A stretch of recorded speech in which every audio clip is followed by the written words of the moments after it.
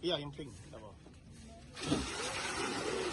Dengan umpan daging ayam dan bebek, petugas pemadam kebakaran akhirnya berhasil mengevakuasi buaya muara dari saluran air di kawasan pabrik Talang Keramat, Banyuasin.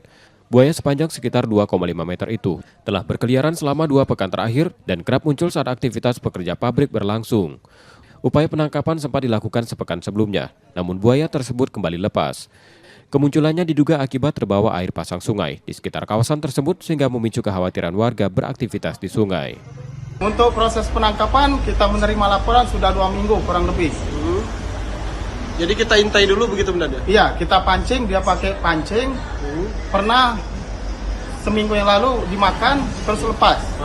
Lalu 2 hari kemarin, kita mendapat laporan bahwa buaya ini keluar, lalu kita melakukan evakuasi penangkapan. Buaya ini posisinya di mana waktu diamankan?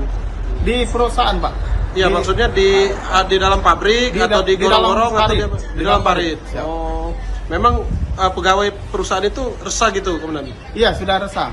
Dan mereka takut untuk melaksanakan kegiatan di perusahaan itu, Pak.